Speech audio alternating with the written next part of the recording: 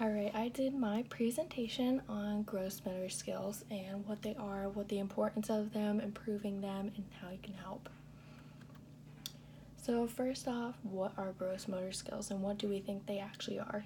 So they're actually really important to how we function every day and how it works in our lifestyle as well. So they are used in everyday things using large muscles to get us going. So they also involve several body muscles to do things such as sitting, crawling, running, or jumping. So everything that we can do to function every day, something for kids to do, exercising and such.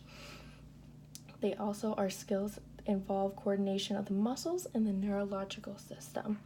These parts in the neurological system can impact our balance and our coordination, so that's really important on functioning. It can really impact somebody's life if not they don't have those skills.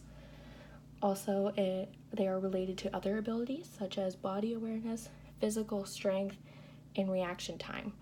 So those skills can help those reaction times, how quickly we can affect to things, and the physical strength and our body awareness. They also make the form of the basis for the fine motor skills. So if you don't complete those fine motor skills first, you're going to have more issues with completing gross motor skills. Fine motor skills help such with like holding a pencil, just being able to hold it, and the gross motor skills is being able to like trace with it, being able to trace your name, draw letters and such. So these skills, again, like I said, are very important.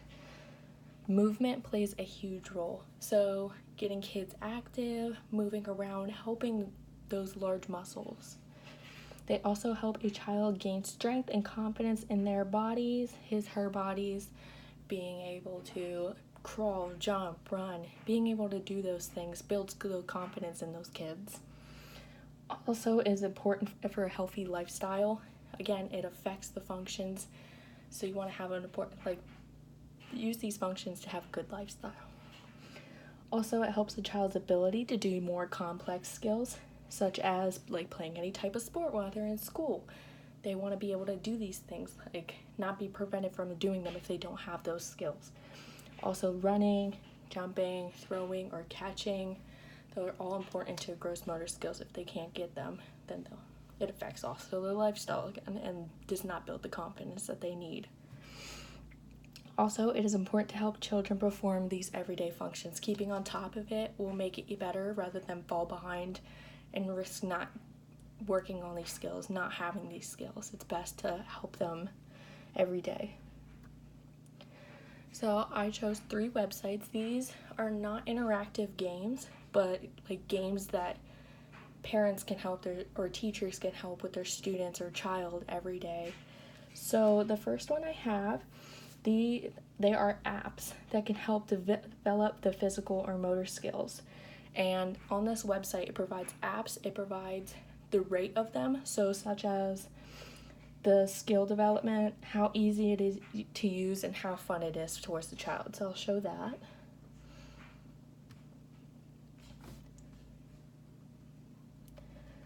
So for example, the first one is called Animal Rescue.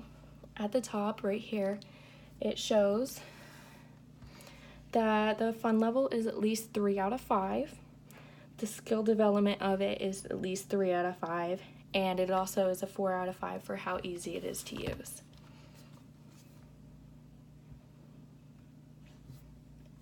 The next website that I chose it does not provide apps or online games, but it provides activities that kids can do outdoor, keep them for exercising, keep working on those large muscle skills instead of being sat in front of an iPad or a tablet, getting outside and working on these skills.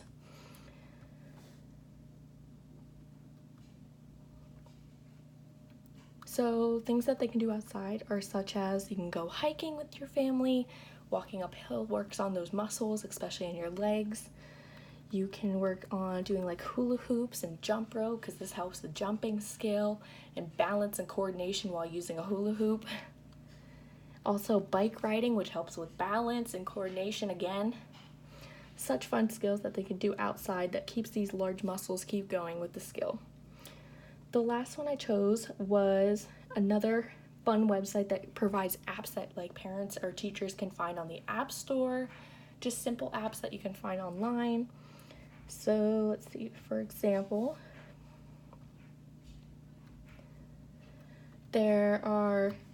these are 10 apps.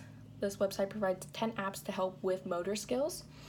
So there's like a xylophone, there's different games that help with like reading, writing, math skills to help with like grow onto these skills, onto the gross motor skills.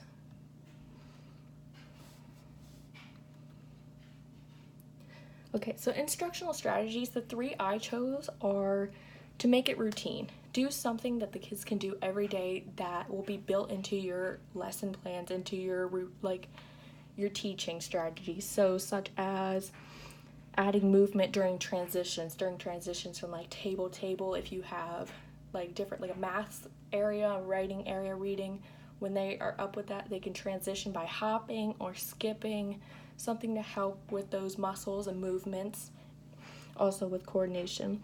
The other one is to differentiate.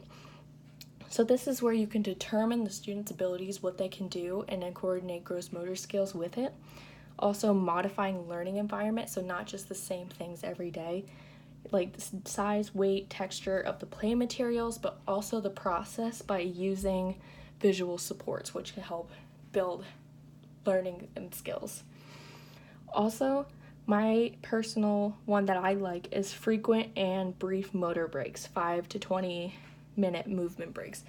What I like about this is the fact that having during these breaks, the students can get up, release a lot of energy, everything that they have on their mind, and be able to at least, it like prevents distractions, keeps them more focused. By giving them these breaks, they can release their energy and then finally go back to the lesson and be able to focus. In conclusion, my favorite out of my instructional strategies, just like I said, was the frequent and brief motor breaks.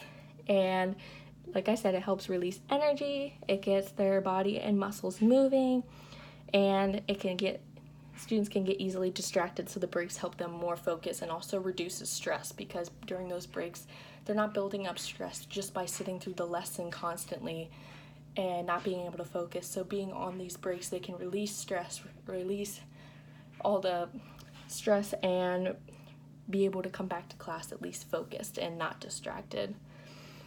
Also, if for my future classroom, if a student needs help and be able to succeed in their education, I would provide this support to promote success. I would complete activities with the students to get them moving, working on their muscles in order to complete these. So like I said, work on them every day, work on these skills every day to not prevent them from being behind.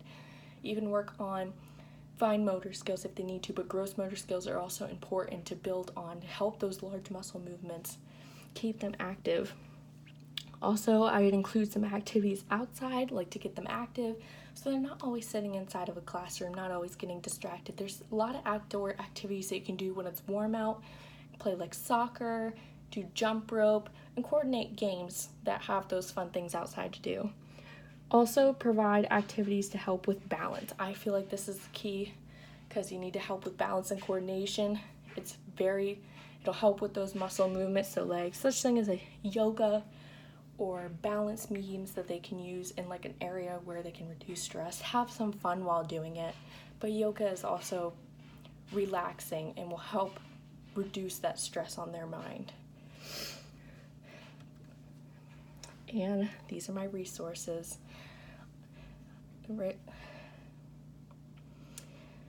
Gross motor skills are very important to build on, so I hope you enjoyed my presentation. Thank you.